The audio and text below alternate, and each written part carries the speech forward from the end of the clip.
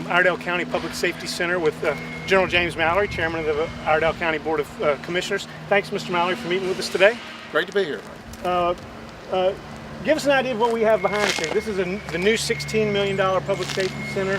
A lot of different agencies are going to be housed here. What difference is this going to make for our first responders and for the citizens of the county?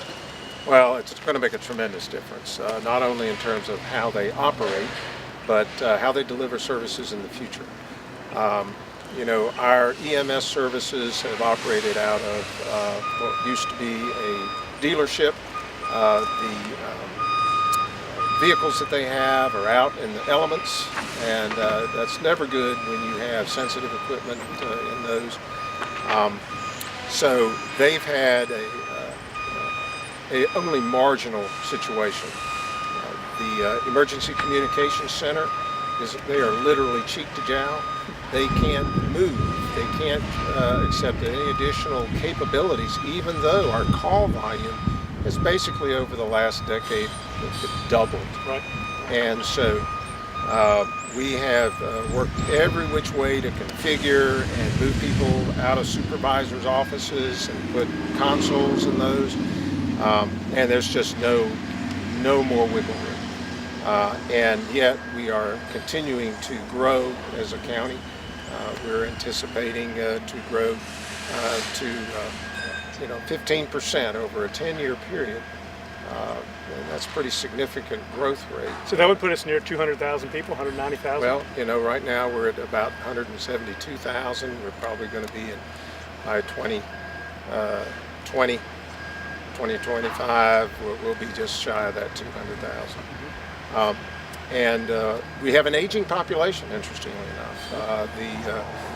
The number of older residents and citizens will, for the first time, exceed the growth in younger children. So with that change in demographic comes a change in demand for services. EMS services then start to increase dramatically.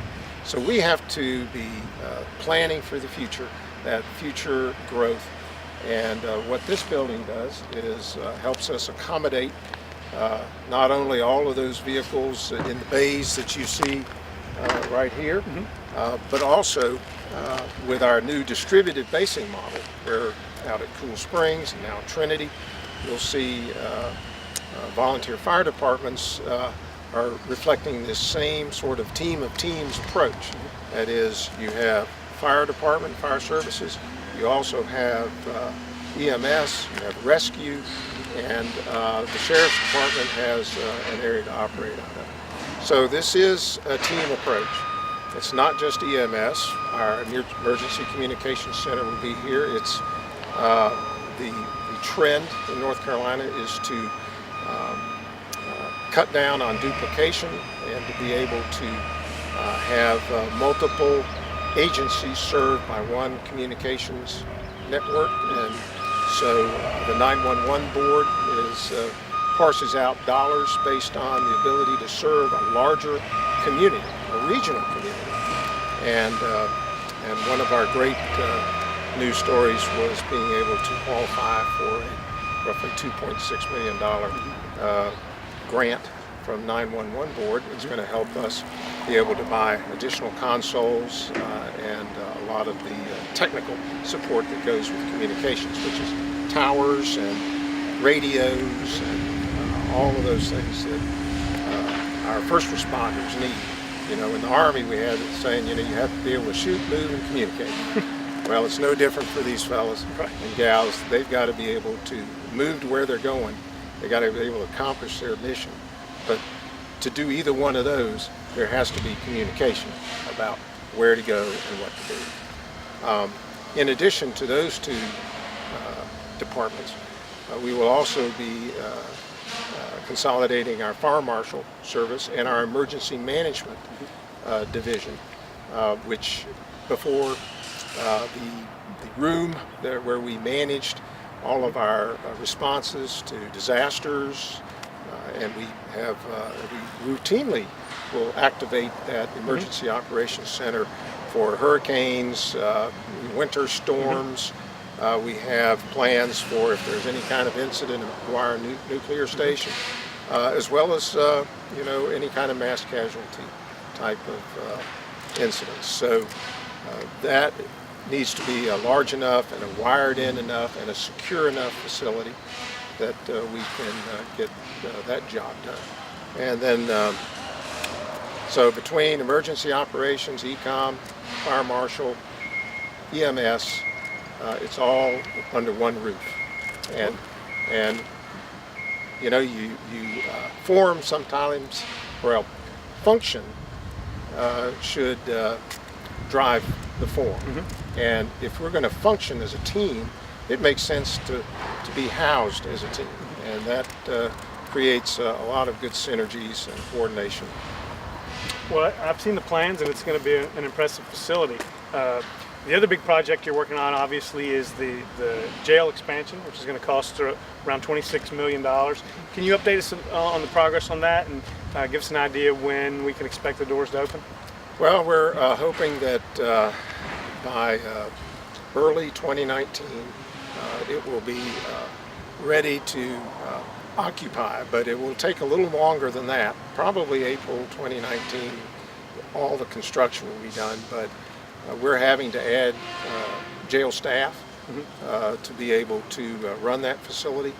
And so there's a recruiting and a train-up period that you have to factor in there between when you actually finish the building and when you occupy the building. So that will be up to Sheriff Campbell and his very capable crew of deputies to determine the timing. We have that budgeted. There's an increase in terms of the numbers of jail personnel. The capacity of the jail will go from our current 280 odd inmates between the central location that the jail is being constructed next to the Hall of Justice, and our annex, which is out Highway 21 at the Department of Transportation's facility. And so we'll be closing that down.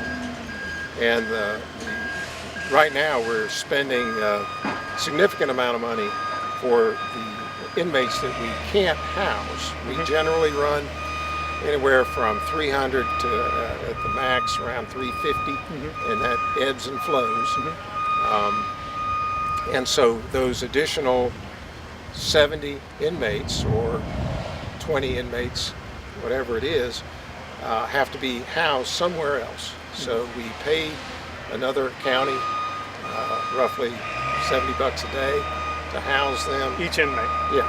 And then in addition to that, as they come back and forth to court, we've got to go pick them up and safely transport them. That costs money. It takes a road deputy. It takes manpower away from enforcing the law to just transport it. Right. And so the new facility will have the capability of housing somewhere close to 500 inmates. We won't need all that capacity initially, obviously, but there's room to grow, and we will avoid some of these costs that we've had. To include at the annex, they're not connected to the sewer system. There's no sewer system, so they have a pumping hall, and that costs a lot of money on a monthly basis. So we will be having some cost avoidance with the new facility to offset some of the cost increases. But at the end of the day, you have to house folks and in the right kind of environment. And we've chosen a design that will maximize the safety and security of both the inmates and our staff. Right now we have a lot of pods, we have a large number of people in, and those are just not as safe, and they can result in altercations, and trying to go in there in that kind of situation is dangerous to an officer. In these cells, they're two-man cells. They have open bays. They're basically 3 stories to the jail, and the 2 confinement areas have 2 different stacks, if you will, of cells, and they're 2-man cells. So you can secure everybody and just bring people out when you need them. And if there's any kind of an issue, require people that aren't involved in the altercation, if you will, want to get out of the area, they'll get back to their cells. We can lock them down, secure them. So Right. a much better situation. So two major capital projects going on simultaneously. Also, just in the past week or so, you've started working on the budget for the next fiscal year. I understand it doesn't call for a property tax increase. There's a modest increase in spending for education and also for law enforcement. Tell us a little bit about the process for building the budget. And I understand the staff had a lot of requests for expenses that the staff removed from the budget before it even gets to the commission based on the guidance that you've given them. Should we expect to see many changes in the budget from where it is right now? I don't anticipate there to be significant changes. You know, we really dug through those big issues earlier in the year. In December, we got our first look at what our likely projected income or revenues were going to be. And most of our revenues come from ad valorem property taxes, as well as our share of sales taxes. And the sales taxes are all collected by the state, and there's a lag time before we get our share. Right.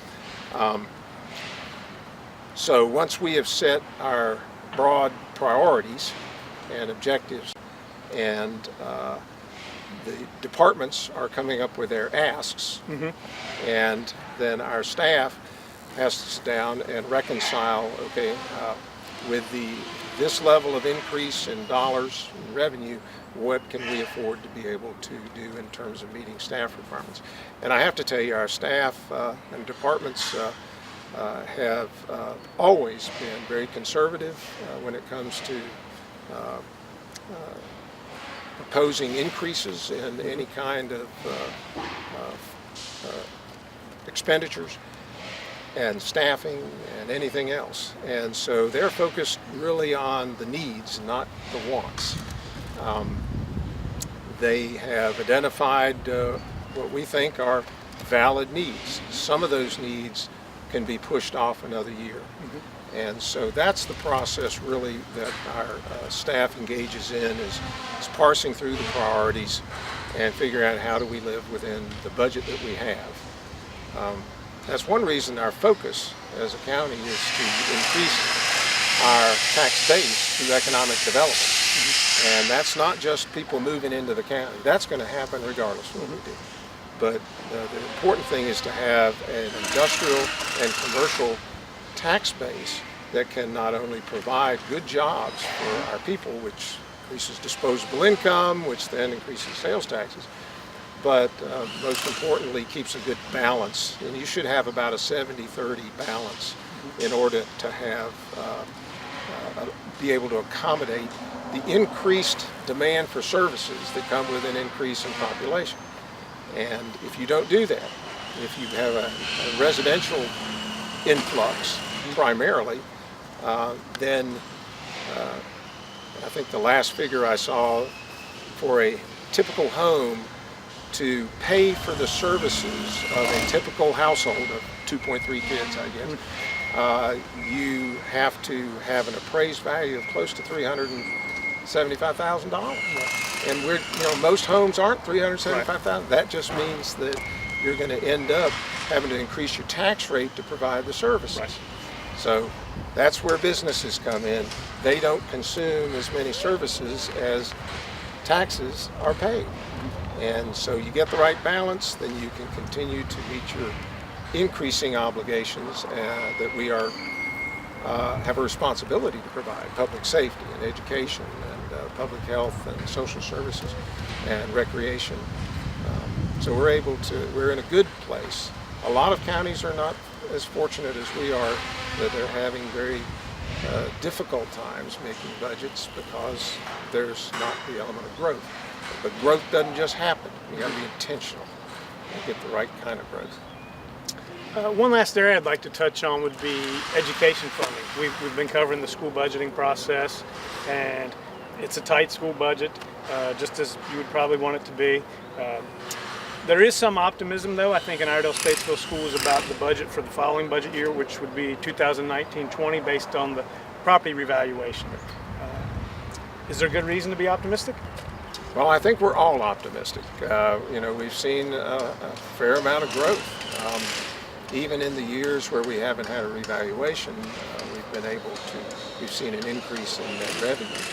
So this year is a little less than last year.